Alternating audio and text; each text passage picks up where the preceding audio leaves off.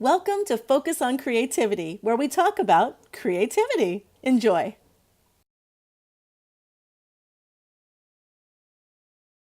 Hi, I'm Charr Crail, and this is Focus on Creativity. We are talking today with Moneeka Sawyer, who is an author of a best-selling book called Choose Bliss and a speaker. And we had one conversation already, which was pretty extraordinary, but there's a lot more to Moneeka. So I thought it was very important that we have this conversation, which she agreed to, and I'm so glad. We're going to be talking about Tantra. And I don't know about you or anybody else that's watching this right now. When I hear that word, I think about sex. It's sex. It's sexy, but I know there's so much more to it. You know, we're familiar, I guess, with the titillation notion of Sting and his wife having, sex for 12 hours. I'm not sure if that's the right number of hours, but doesn't that sound interesting? I don't know if you want to do it, but it sounds interesting. So, Moneeka, please tell us a little bit more about Tantra and dispel the myths that there may be with that word. Thank you so much for having me back, Char. This is so much fun. Yes, so most people, when they hear the word Tantra, that's exactly what they think about. They think about sex and sexiness and long orgasms and multiple orgasms and all of that stuff. But, here's the thing. I discovered Tantra when I was 16. I was reading the book Think and Grow Rich by Napoleon Hill.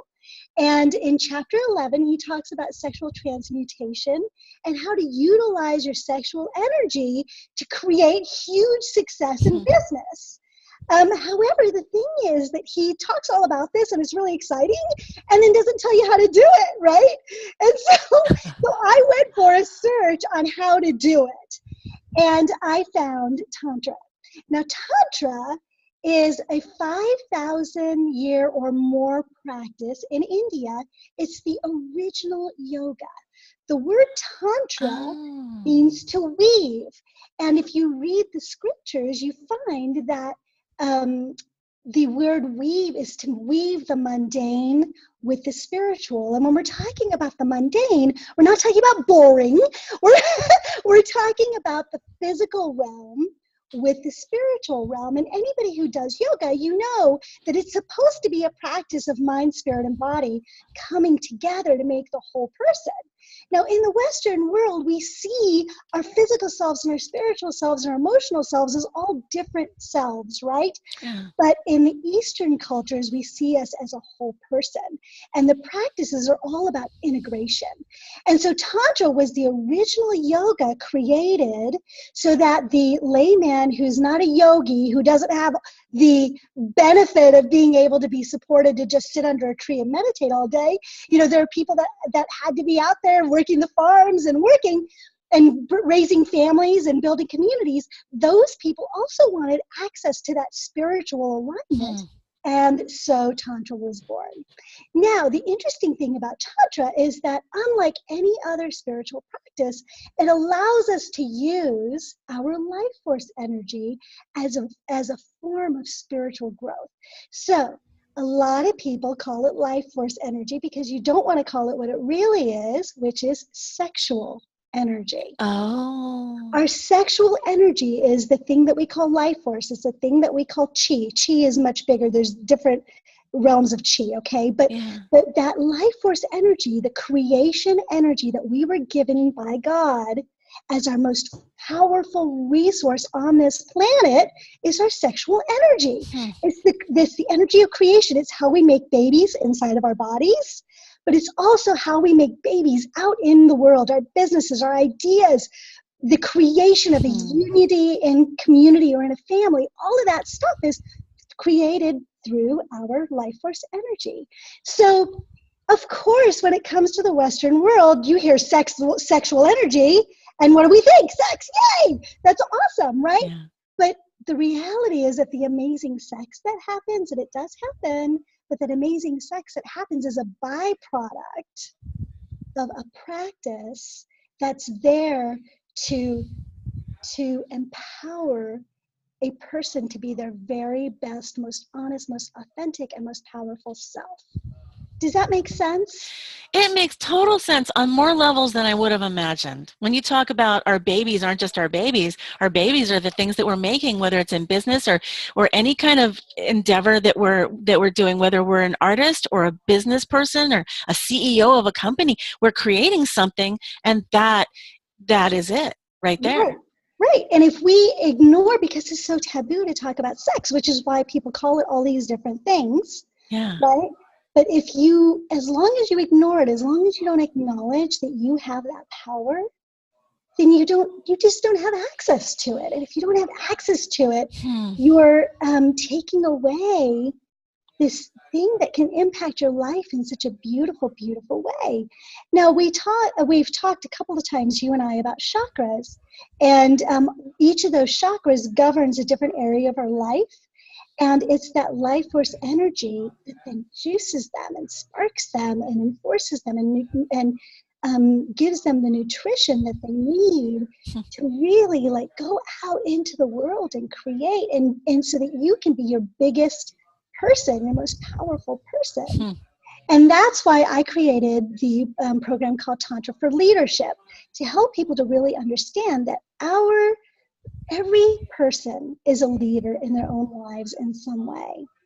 And until we really accept ourselves and we develop whatever that style is in our entire being, mental, spiritual, emotional, physical, we never get to step into who we were meant to be on this planet.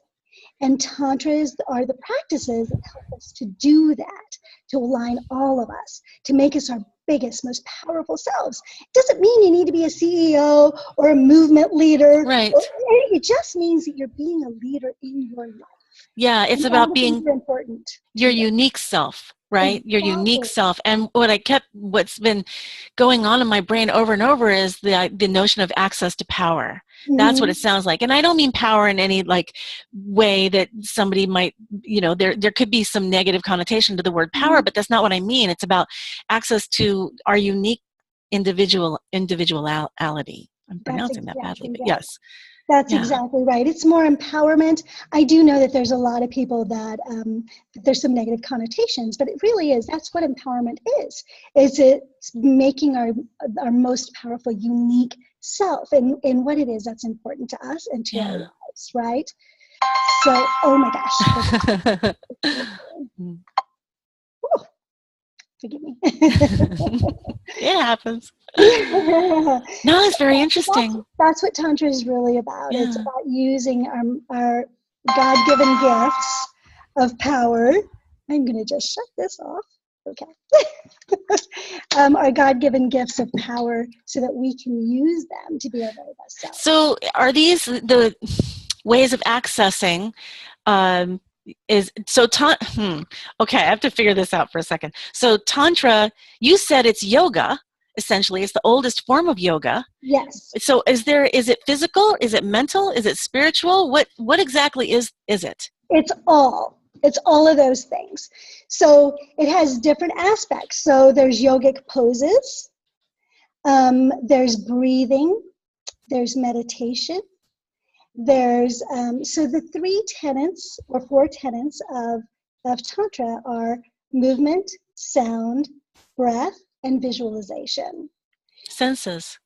Yes, it engages everything. Yeah. Right? It engages your mind, it engages your physicality, it engages your breath, and it engages, everything. So so that's why it brings the whole person together. Now, as a dancer, that is a piece of my tantric practice. Anybody who knows me and who has danced with me knows that I do a full warm-up that's all about bringing the breath and the energy into my body from up above and down from the earth to unite into me, to use all my resources to create, right? So whatever it is that I'm creating or focusing in, it opens me up and it makes me more alive in my business and my life. I love that. So it was so fascinating watching you dance in the other video. I loved it. The spinning and the fabric. Oh my gosh, it was just beautiful. And now it makes me wonder, I guess if I was to embrace something like that or take that on, I mean, gosh, it just seems like it seems like a big deal, like maybe Yeah. even like a hard thing to do. And yet I'm sure that you would never say that it was difficult. But for an average person who has no experience with something like that, how would you recommend they start? Yeah. So anything that we do, it's the law of inertia, right? Getting started is the hardest part. Yeah. And then as you find how much you love it, it becomes easier and easier. And like for me, after doing it for 30 years, I don't even think about it. It's just who I am, right? It's a part of Right. my DNA. But to get started, honestly, Tantra is the yoga of living. So here's a practice to Mhm. just get started. When you go for a walk or when you're doing the dishes, let's talk about doing the dishes because everybody does dishes. When you're doing the dishes, turn on the water, put your hand under the warm water. Feel it change. It goes from cold to warm, right? Then, as you're doing the dishes, feel that water on your hands and on your skin. Feel the suds. Feel the texture of whatever you're washing change. And then feel the suds slip away and it goes from soapy and slick to having more texture. It's really about turning every single thing that you do in life into a meditative, sensual, in the moment experience. It's Hmm. about living right now in the moment and letting everything else disappear. And you can do that when you're washing the dishes. I love to do it in the shower when there's all this water just flowing over me and just feeling like trying to feel every single drop hit me. Or when you go for a walk, like I'll go for a walk with the dog and just feeling my foot land onto the ground, paying attention to the breeze on my face or the movement of my hair or the way my clothes are moving on my body. It's not anything that you have to spend time for necessarily. It's just taking a few moments, maybe 5 minutes a day to fully experience whatever it is you're doing, Yeah. whatever. So that's a way to get started. And then you can add in breath. And there are specific techniques for that to enhance the experience. Mhm. And then you can move from there because you start to see, oh my God, this feels so good. Like I love washing dishes now. well, well, it just reminds me of how often people aren't necessarily present. And what I'm hearing you talk about is just, first of all, just breathe and consciously breathe. And I'm sure that that's some of the techniques that you have. But also, I love the idea of being aware of texture and how it relates to sensuality, because sensuality may or may not have anything to do with sex. But just feel, it's like when we go shopping, women, goodness knows we go shopping, and we touch the fabric. We want to know what it feels like. No matter where I go shopping, I want to touch that thing that I'm looking at because it gives me another level of relatedness to it. That's And right. so, Or we pull it off, right? Pull the hanger off, and then we hold it up against us to see how it's going to fall on us, right? yeah, yeah, All of that is sort of the sensual experience that we have access to in everything. which also gives us the ability to be present. So when we're Right. actually paying attention to something that's tactile, especially, we're present. Same with breathing. If we're doing Yeah. conscious breathing, I guess technically it would be tactile, wouldn't it? Because you can feel it. Wow, I just really got that. It's Good. almost entirely about a physical sensation, which keeps you present, and the different ways that you can be present. That's exactly right. I was talking to someone about 3 days ago. She's 75 years old, and we were talking about this. And her issue is that she's not able to attract the right kinds of clients. And one of the things about Tantra is that it's the original law of attraction. Like Hmm. once you get yourself fully aligned, you become this like magnet for amazing things in the world. So we were talking about that, and she was like, well, but I'm 75. I haven't had sex, whatever, in so many years. I don't want a man in my life. I am so over that. And and my thing to her is it's not sex. It's not about sex. It Yeah, is about that life force energy and how we can yeah. utilize that. Now, having sex becomes better and it's an easier way to access that. But it's not the whole story. It's a tiny little piece. It's the We most, are alive. yes, we We are are. alive, and we are here, and we are physical beings. Right, Yeah. right. Right. So experience the physical to experience life. To experience, come fully alive. Yeah, that's pretty brilliant.